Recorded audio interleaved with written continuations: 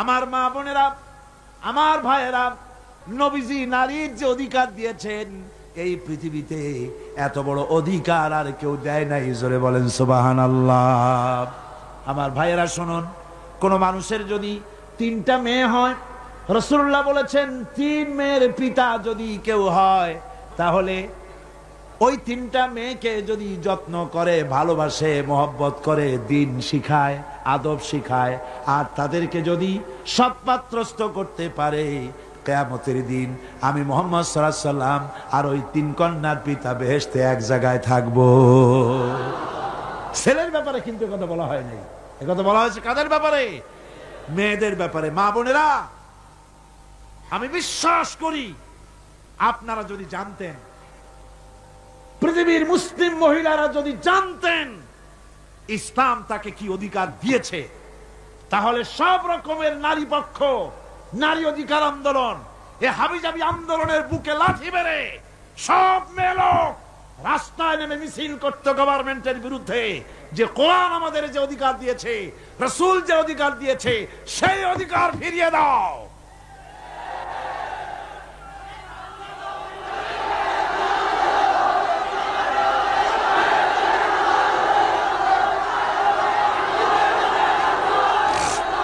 আমার বন্ধুগণ, রাসূলুল্লাহ বলেছেন, ভালো করে শুনেন, রাসূলুল্লাহ বলেছেন মেয়েদেরকে গালি দিও না। অনেক লোক আছে মেয়েদেরকে গালি দেয়, কন্যাকে গালি দেয়। হুজুর বলেছেন মেয়েদের গালি দিও না, কারণ আমি মুহাম্মদ সাল্লাল্লাহু আলাইহি সাল্লাম মেয়েদের পিতা, আমি মেয়েদের পিতা। সুবহানাল্লাহ, সুবহানাল্লাহ। ভাইরা, হুজুরের বেঁচে ছিল কারা, ছেলেরা না মেয়েরা? কোন আপনারা কারা বেঁচে ছিল? সব ছেলেরা মারা গেছিলেন, ঠিক না? একটা হাদিস আপনি আমাকে দেখাতে পারবেন না, এমন একটা হাদিস নাই ছেলেরা মরে যাওয়ার পর হুজুর দুঃখ করে একদিন মুনাজাত করেছেন, আল্লাহ সব ছেলেগুলো নিয়ে গেলা, আমার একটা ছেলে দাও। একটা হাদিস নাই, একদিনের জন্য রাসূলুল্লাহ দোয়া করেন নাই। মেয়েতেই সন্তুষ্ট ছিল। মেয়ের কথা হুজুর বলেছেন, মেয়ের কথা বলেছেন, যখন তোমরা বাইরে যাবা, বিদেশে যাবা, বাজারে যাবা, কিছু না কিছু উপহার নিয়ে আসবা বাড়ি, আর উপহার এনে আগে দেবা মেয়েকে। সুবহানাল্লাহ কোন? আগে কারে? মেয়েকে। সেই মেয়েরা আজ সমাজের সবচাইতে বেশি অবহেলিত, ঠিক কিনা কোন? মেয়েটা একটু বড় হলেই আর একটা ছেলে যখন জন্মগ্রহণ করে, তখন এই ছেলেটারে কোলে নিতে নিতে ওর কাম সারা হয়ে যায়। তারপর বাড়িতে ভালো রান্না বান্না হলে ছেলের কিসমতে মুরগির কলজা, মুরগির ভালো ভালো অংশ, মাছের মাথা, সব ছেলের, মেয়ের কিসমতে হয় না। কথা ঠিক কিনা? ঠিক কিনা? এরপরে যদি রোগ হয়, মেয়ের অসুখ হয়েছে, ধৈর্য ধরতে তাকে নসিহত করা হয়, আর ছেলের অসুখ হওয়ার সাথে সাথে ডাক্তার 15টা বাড়িতে চলে আসে, ঠিক কিনা? এই বৈষম্য ইসলাম করেনি, আপনারা করেছেন, সমাজ করেছে। এই বৈষম্য ইসলাম করেনি। আমার বন্ধুগণ, মেয়েদের মর্যাদা কত বেশি, আল্লাহ রাসূল কত মর্যাদা দিয়েছেন নারীকে, মেয়েদেরকে কত মর্যাদা দিলেন। এই মেয়ে, তার কিসমতে বাড়িতে এই অবস্থা হলো। তারপরে যখন বড় হলো, বিবাহ দেওয়ার সময় বাপে করল কি? বাপ বিবাহের সময় মেয়েকে একটা পালঙ্ক দিল, সোফা সেট দিল, কাপড় চোপড় দিল, সোনা দানা দিল, বাস বাসানির মতো একটা আসসালামু আলাইকুম দিয়ে দিল, যাও। জমির ভাগ দিল না, বাড়ির ভাগ দিল না, ব্যবসার ভাগ দিল না, জমি বাড়ি টাকা পয়সা সবকিছু ছেলেদের নামে লিখে দিল। মেয়েটাকে জনমের মতো ব্যবসার টাকা দিয়া, বাড়ি দিয়া বঞ্চিত করে দিল, ঠিক কিনা? ঠিক কিনা? এরপরে হাজী শাহ মক্কা শরীফ গেছে, মায়েরে ঠগাইছে, জন্মের ঠগান। মক্কা শরীফ থেকে হজ করে আইসা 15 হাত লম্বা জামা একটা গায়ে দিয়ে আসছে। এরপরে মক্কা শরীফের জায়নামাজের উপরে সেজদা দিয়া মুনাজাত করে কয়, আল্লাহ আমি যেন দোজখে না যাই, আমারে বেহেশত দিও। ফেরেশতারা কয়, পাজি তুই মর আগে জন্মের বেহেশত করে খাওয়াই দেব। মেয়েরে ঠকাইছিস, বোনেরে ঠকাইছিস, ফুপুকে ঠকাইছিস, বেশটা তো সোজা, তোর মামু বাড়ি। মেয়েকে ঠকানো যাবে না। ছেলের যে অধিকার আছে মেয়েরও সে অধিকার আছে। এই অধিকারের কথা কোরআনে বলা আছে নাই? চিল্লায় বলেন নাই? আছে। মেয়ের অধিকার আদায় করেন। আপনার ধানি জমি থেকে তার অংশ দিবেন, আপনার বাড়ির জমিন থেকে অংশ দিবেন, আপনার ব্যবসার টাকার অংশ দিবেন। ছেলেও আপনার, মেয়েও আপনার। আপনার নামাজ, রোজা, হজ, যাকাত, তাহাজ্জুদ কাজে লাগবে না যদি মেয়েকে ঠকান। ইসলাম নারীকে এই অধিকার দিয়েছে। এই মেয়ে কদিন পরে আর একজনের বউ হয়ে গেল। বিবাহের সময় দেখেন অধিকার কার বেশি? সুবহানাল্লাহ কর। আমি বলি সারা পৃথিবীর সমস্ত মানুষ যদি তাদের কলিজাটা ছিঁড়া রাসূলুল্লাহর পায়ের উপরে দিয়ে দিত, রাসূলুল্লাহর ঋণ শোধ হতো না। এ পৃথিবীর মানুষের অধিকার তিনি দিচ্ছেন। নারীর কোনো সম্মান নাই। যেই যুগে মেয়ে হয়েছে শোনা মাত্র গলাটা টিপে মেরে ফেলাই দিত। আল্লাহ কোরআন শরীফে বলছেন, বিআইয়ি যামবিন কুতিলাত, কোন অপরাধে মেয়েগুলির মেরে ফেলতেছ? অপরাধটা করছি, এই মেয়ে মেরে ফেলতেছে। ওই যে হাদিস শরীফে একটা লোক গিয়ে কাঁদতেছিল মুসলমান হওয়ার পরও। হুজুর কয় কান্দো কেন? কই যে আমার গুনাহ কি মাফ হয়েছে? হুজুর বলেন হ্যাঁ মাফ হয়ে গেছে। কলেমা পড়ছো, মাফ হয়ে গেছে। কয় যে হুজুর আমি তো মারাত্মক গুনাহ করছি। বলে কি? বলে আমার একটা মেয়ে, সেই মেয়েটাকে নিয়ে আমি, ঘটনা লম্বা, আমি সংক্ষেপে বলতেছি, মেয়েটাকে ফাঁকি দিয়া তারে আমি মারবো, বুঝতে দেই নাই আমার বউরে। বললাম চলো বেড়াইতে যাই। মেয়েটা আমার সাথে সাজাই দিয়েছে, তার মা বেড়াতে নিয়ে যাবো এই কথা মনে করে। মেয়েটা কদ্দূর যায়, আবার আব্বা আব্বা বলে আমার দিকে ফিরে আসে, আবার পিছনে থাকে, আবার আব্বা আব্বা বলে জড়ায় ধরে। এইভাবে করতে করতে যখন নির্জন এলাকায় গেলাম, আমি পাহাড়ের পাশে গর্ত খোঁড়া আরম্ভ করলাম। গর্ত খুঁজি আর মাটি ছিটে এসে আমার দাড়িতে লাগে। বাচ্চা মেয়েটা আমার কাছে এসে দাড়ি দিয়ে ধুল ঝাড়ায় দেয়। কয় আব্বা তোমার দাড়িতে ধুল লাগতেছে, তুমি এই কষ্ট করতেছো কেন? মেয়ে তো বোঝে না যে আমি তার জন্য কবর খুঁজতেছি। কবরটা খোঁড়া হয়ে যাওয়ার পর মেয়েটারে বান্ধা শুরু করলাম। মেয়ে এখন কাঁদতেছে, বাবা আমার বান্ধো কেন? আমি তারে বাঁধা জোরে ওর মধ্যে নিক্ষেপ করে দিলাম।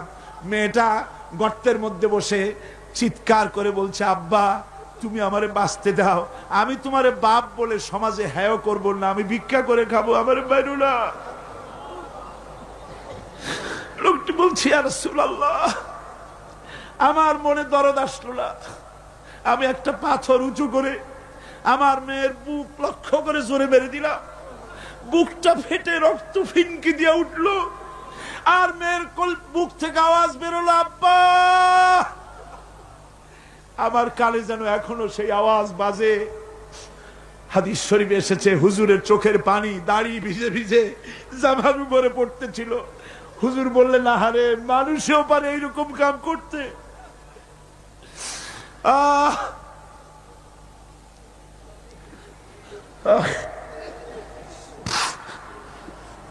পৃথিবীতে নারীর যখন কোনো সম্মান ছিল না, মর্যাদা ছিল না, সেই সময় আমার রাসূল, আমার বিশ্বনবী নারীদেরকে সম্মানের হাত ধরে গর্তের ভিতর থেকে উঠাইয়া রানীর সিংহাসনে বসায় দিলেন। সুবহানাল্লাহ, মায়ের মর্যাদা দিয়ে দিলেন। সুবহানাল্লাহ। নারীরা আমাদের মায়ের জাত। নারীরা আমার কি এর জাত? মায়ের জাত। আমার মা বোনেরা, তোমাদের সম্মান কত তোমরা জানো না। আমরা পুরুষ, আমাদের পায়ের তলে জুতা, আর তোমরা আমাদের মায়ের জাত। তোমরা নারী, তোমাদের পায়ের তলে আল্লাহর জান্নাত, আল্লাহর বেহেশতটা তোমাদের পায়ের তলে।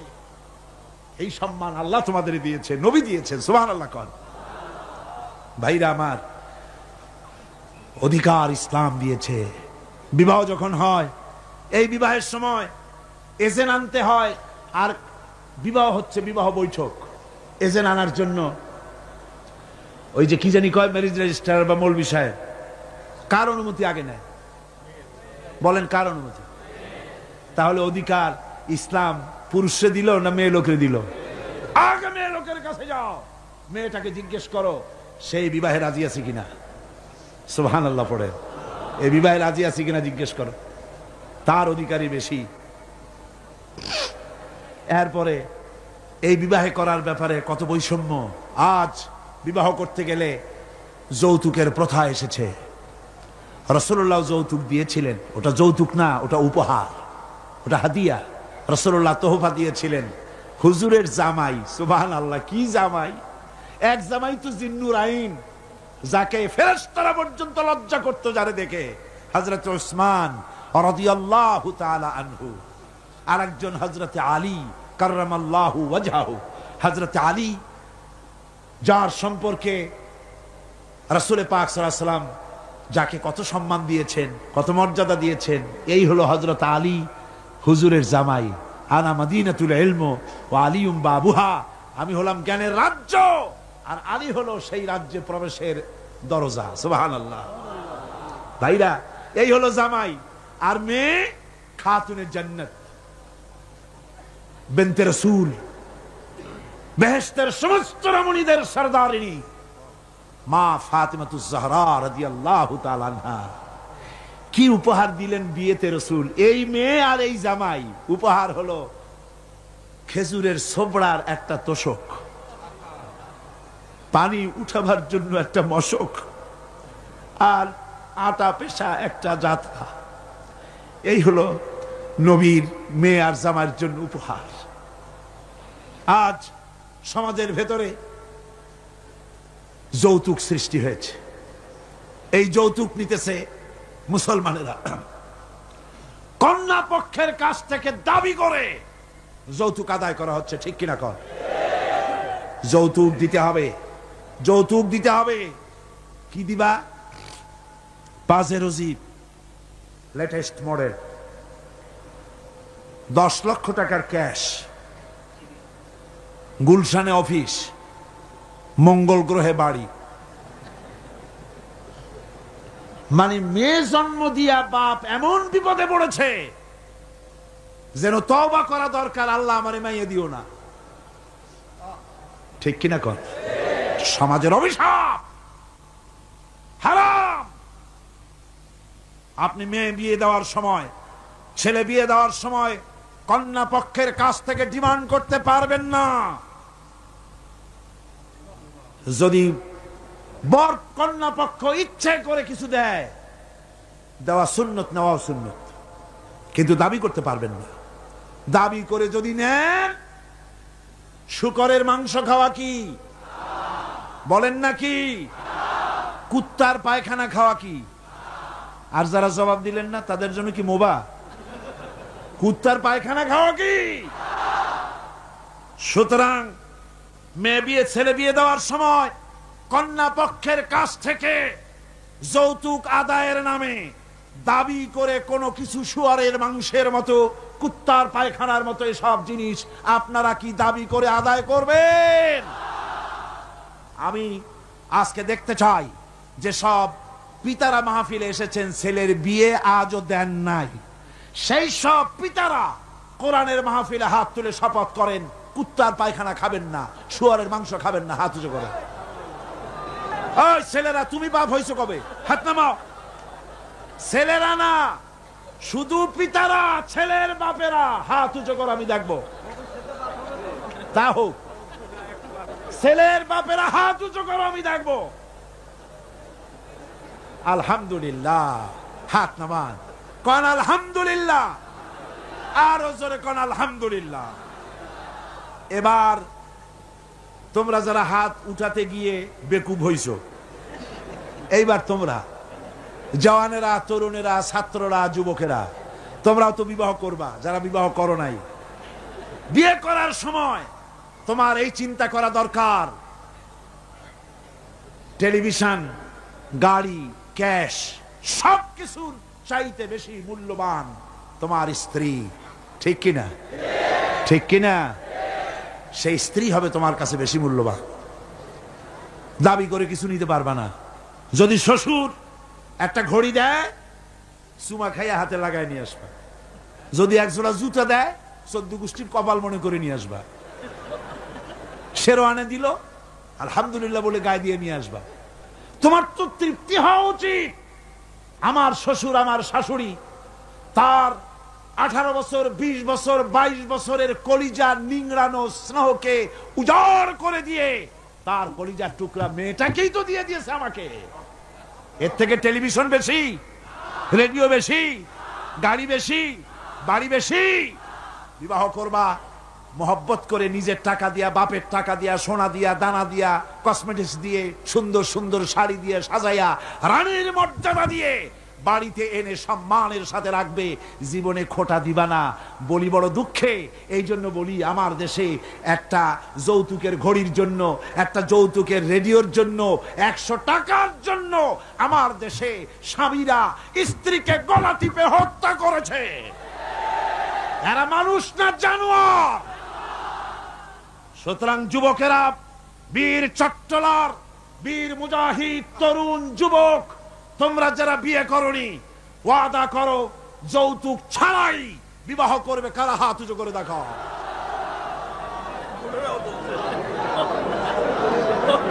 বুড়ারা হাত তুললে তো মনে হয় যেন আবার বিয়ে করতে চায়।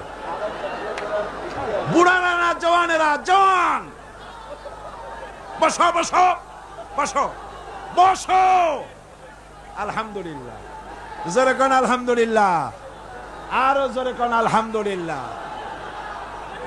আমি তো দাঁড়াইতে বলি নাই, আমি তো দাঁড়াতে বলি নাই। ভাইরা দাঁড়ালেন কেন? বলছি দোয়া কবুলের রাত, দোয়া করিয়া যান। বসেন, কেউ দাঁড়িয়ে থাকেন না, সবাই বসেন। আর জোরে সরে একটুখানি দরুদ শরীফ পড়েন। সালাতুন ইয়া রাসূলুল্লাহ আলাইকুম, সালামুন ইয়া হাবিবাল্লাহ আলাইকুম। মোহব্বত দিয়ে কোন সালাতুন ইয়া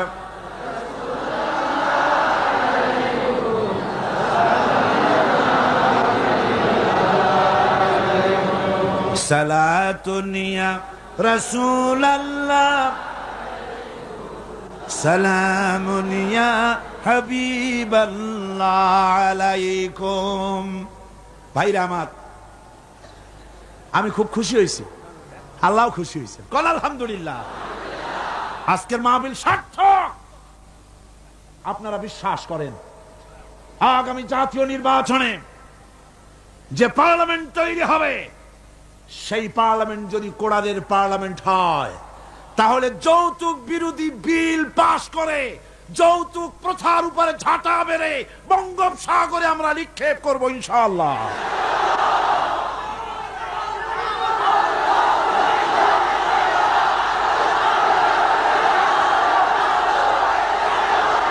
আমার কাছে, আমাদের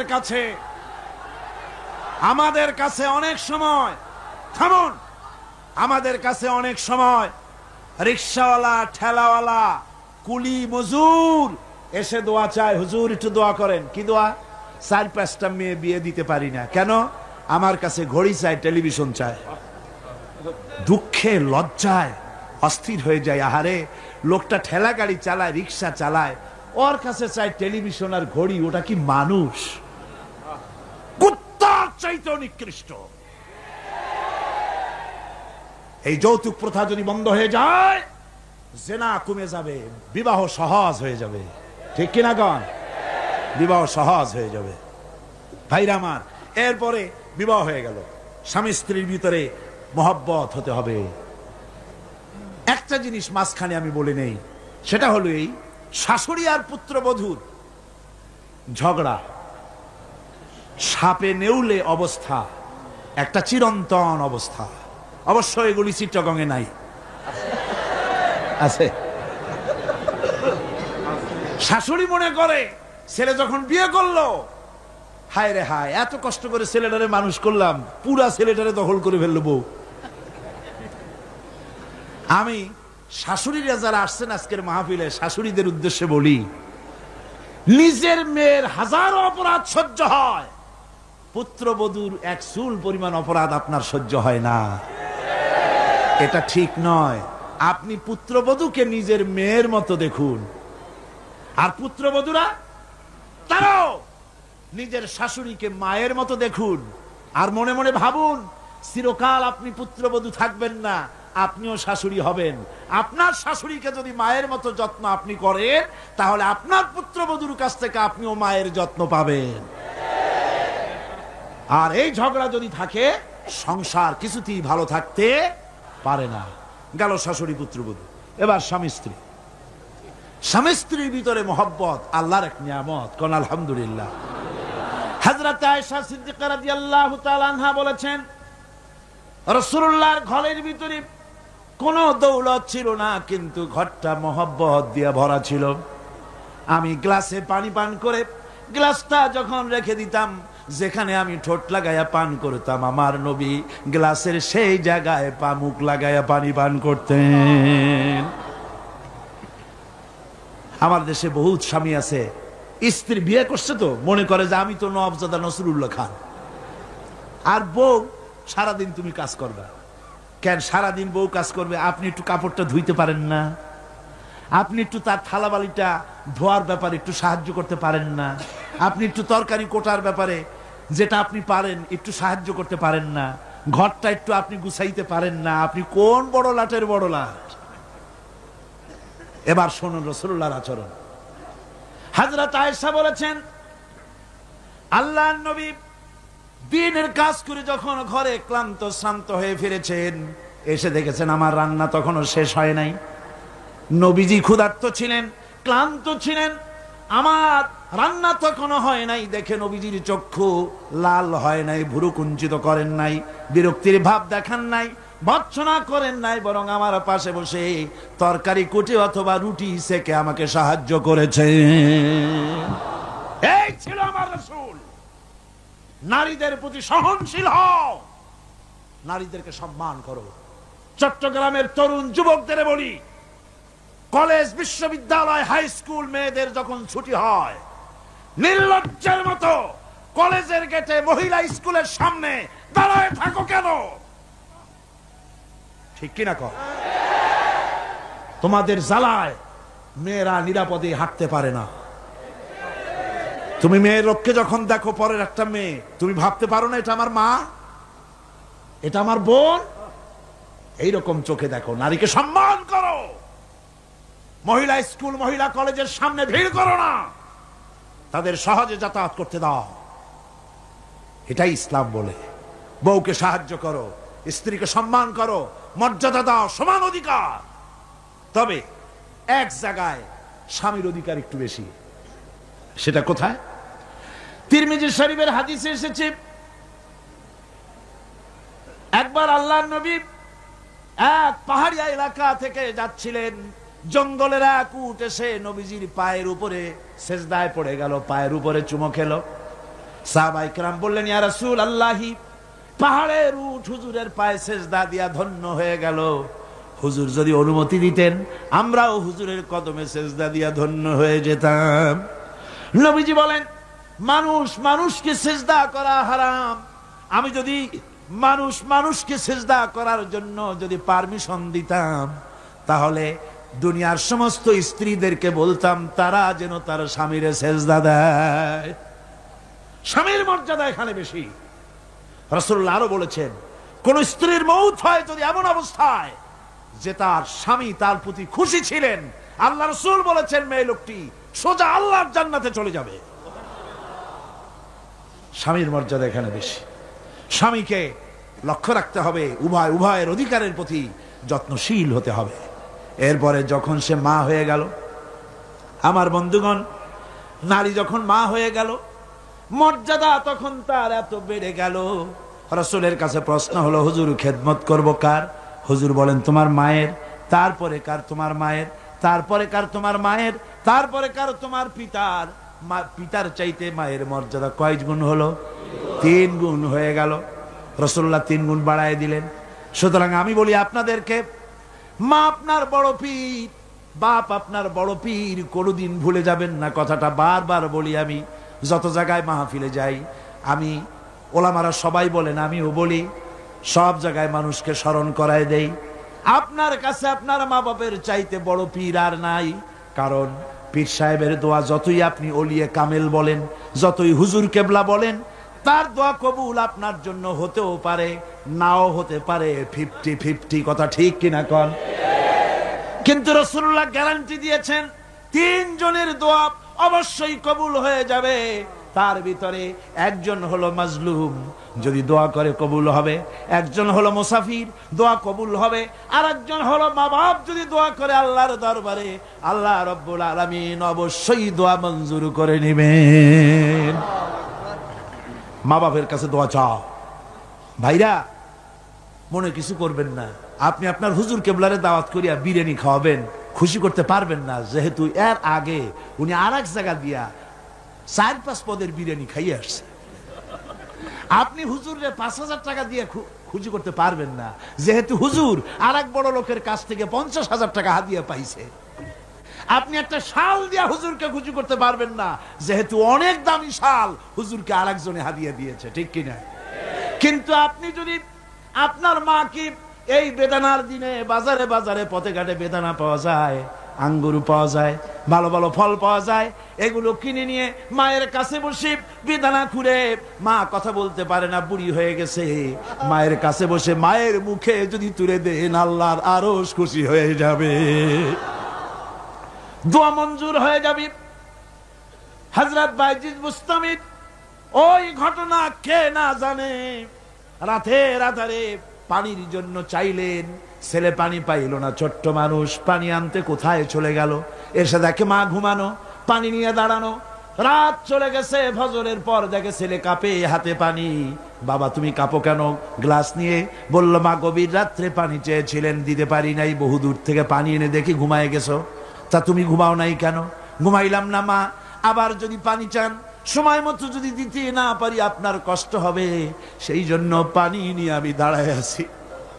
বাইজিদের মা বাইজিদের হাতের থেকে পানি নিয়ে পান করে, কম্বলটা গায়ে দিয়া বাচ্চারে শোয়াই দিয়া উযু করে ফজরের নামাজ পড়ে সেজদায় গিয়া মায়ের চোখের থেকে পানি পড়ছে। মা বলে, রব্বুল আলামিন, আমি বাইজিদের মা, আমি যতই গুনাহগার হই না কেন, মায়ের দোয়া বাচ্চার জন্য কবুল হয় বলে তোমার হাবিব বলেছেন। আমার ছোট্ট বাইজিদ আমার জন্য যা করেছি, আমার কলিজা ঠান্ডা হয়ে গেছে। রব্বুল আলামিন, তুমি আমার বাইজিদকে সুলতানুল আরিফিন বানাইয়া দাও। দোয়া মঞ্জুর, সুবহানাল্লাহ।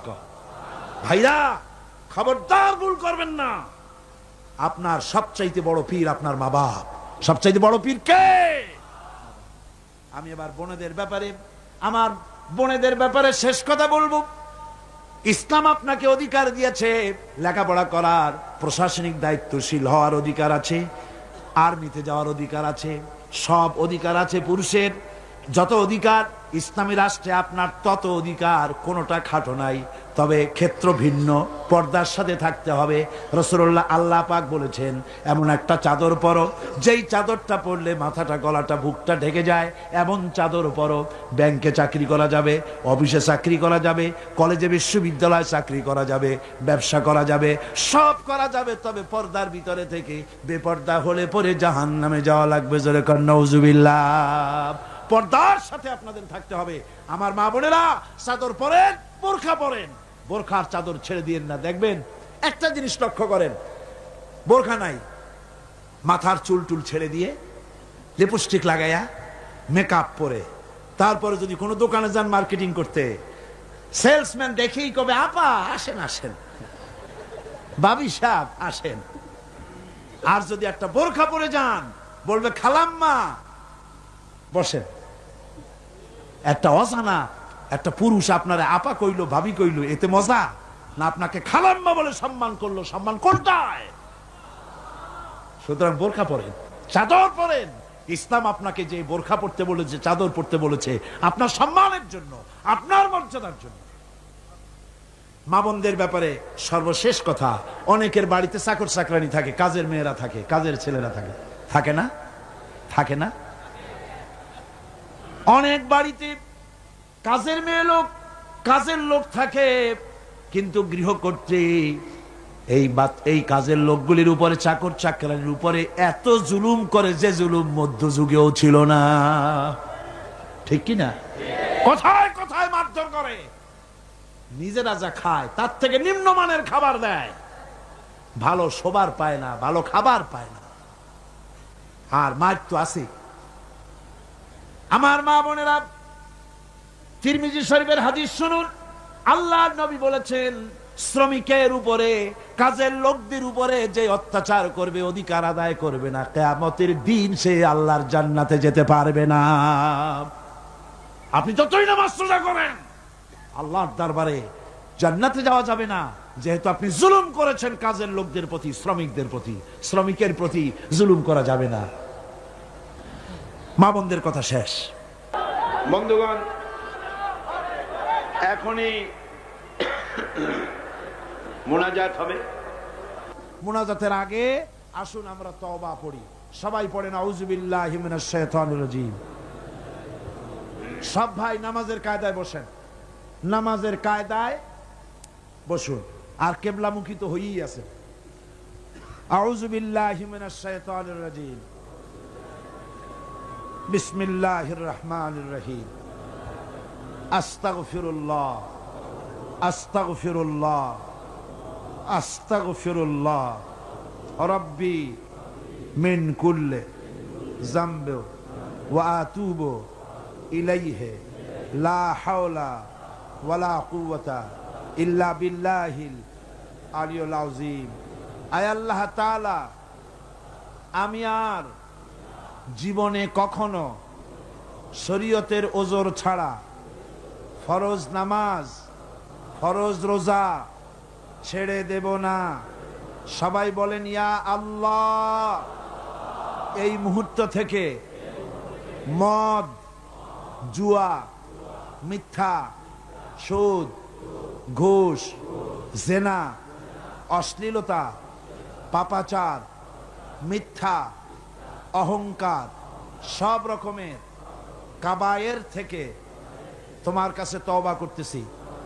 তওবা ইয়া রব্বি, তওবা ইয়া রব্বি, তওবা ইয়া আল্লাহ, তওবা ইয়া আল্লাহ, তওবা ইয়া আল্লাহ।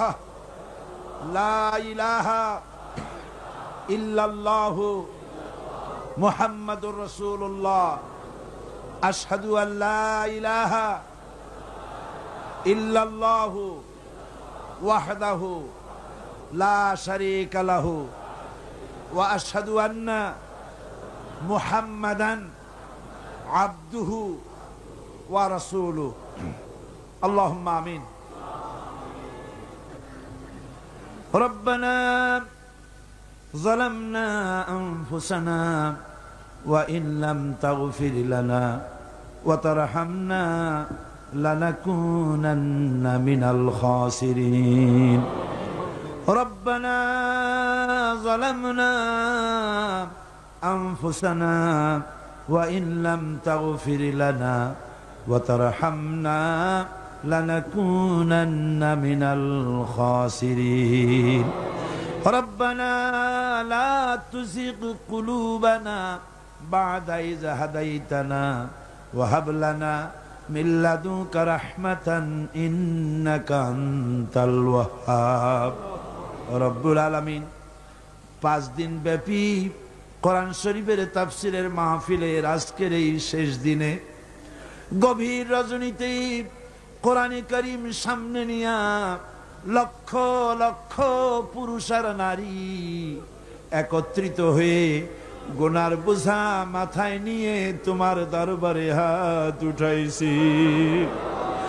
রব্বুল আলামিন, এই 5 দিনে আলোচনা করতে গিয়ে আমি মানুষ, বলার মধ্যে যদি কোনো ভুল করে থাকি আমি বিনীতভাবে তোমার কাছে মাপ চাই। আয় আল্লাহ, তোমার বান্দাদের দিল থেকে, স্মৃতি থেকে সে ভুল কথাগুলি মিটাইয়া দাও। আর হক কথা যা বলেছি আল্লাহ, তেলাওয়াত হয়েছে, দরুদ ও সালাম হয়েছে, আলোচনা হয়েছে, জিকির আজগার হয়েছে, সওয়াবটুকুন জনাবে মুহাম্মদুর রাসূলুল্লাহ সাল্লাল্লাহু আলাইহি ওয়াসাল্লামের রূহ মুবারকে পৌঁছায়া দাও।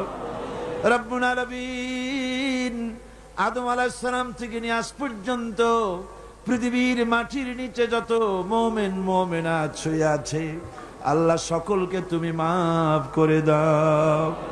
রব্বুল আলামিন, এই মুহূর্তে মনে পড়ে গেল আমাদের বাপজানের কথা, আম্মা জানের কথা মনে পড়ে গেল। রব্বুল আলামিন, আমরা আমাদের জনম দুঃখিনী মা যাদের হারায়া গেছে আল্লাহ, একটা অক্ষর মা আর সারা দুনিয়ার মধু এই একটা অক্ষরের ভিতরে, ওই মা যার বিদায় হয়ে গেছে আল্লাহ, কবরটার বেহেশতের বাগান বানাইয়া দাও। মায়ের বুকে চড়ে মায়ের দুধগুলো চুচে চুচে খেয়ে মাকে কষ্ট দিয়েছি। পৌষ মাসে মাঘ মাসে প্রস্রাব করে দিয়েছি, ভিজা জায়গায় মা নিজে শুয়ে কলিজার টুকরা সন্তানটাকে বুকের উপরে নিয়ে সারাটা রাত কাটাইয়া দিয়েছে। নিজে না খায়া ছেলের মুখে খাবার দিয়েছে। কান্না শুনলে পরে হাজারো কাজ ফালাইয়া রাখা বাচ্চাকে কোলে নিয়ে শত চুমা দিয়া কান্না মুখে হাসি ফুটাইল যে মা। আল্লাহ, ওই মা যার বিদায় হয়ে গেছে আল্লাহ, কবরটারে বেহেশত বানাইয়া দাও। এবার সকলে আকাশের দিকে দুটি হাত উঁচু করে দেন, আল্লাহরে ডাকেন, আল্লাহরে ডাকেন, কান্দেন বাইরা কান্দেন। আর কানবেন কবে? আজই তো কান্দার দিন। দুটি হাত আকাশের দিকে তুলে বলেন, ইয়া আল্লাহ, আমাদের স্ত্রীদেরকে হেদায়েত করে দাও, তাদের পর্দানশীনা বানাও, তাদেরকে মুত্তাকি বানাও। আল্লাহ, তাদের উপরে রহমত করো, তাদের রোগ ব্যাধি ভালো করো। আল্লাহ, আমাদের ছেলে মেয়ে যা দান করেছো সবগুলিকে দিনদার বানাও, নামাজি বানাও। আমাদের ছেলে মেয়েগুলিকে নামাজি বানাও, নামাজি বানাও। আমাদের ছেলে মেয়ের নামাজ দেখা, তাদের দিনদারি দেখে আমাদের চক্ষু যেন ঠান্ডা হয়। আল্লাহ, এইরকম ছেলে তোমার কাছে চাই। আল্লাহ, আল্লাহ, আজকের দোয়া ফিরাইয়া দিও না বাবু। আমরা এই বিশ্বাস নিয়ে হাত নামাচ্ছি, যা বলছি সব তুমি কবুল করেছো। রব্বানা তাকাব্বাল মিন্না ইন্নাকা আনতাস সামিউল আলিম ওয়া তুব আলাইনা ইন্নাকা আনতাত তাওয়াবুর রহিম। সুবহান রাব্বিকা রাব্বিল ইজ্জাতি আম্মা ইয়াসিফুন ওয়া সালামুন আলাল মুরসালিন আলহামদুলিল্লাহি রাব্বিল আলামিন। ওয়াজআল আখিরা কালিমাতিনা ইনদাল মাউত লা ইলাহা ইল্লাল্লাহু মুহাম্মাদুর রাসূলুল্লাহ।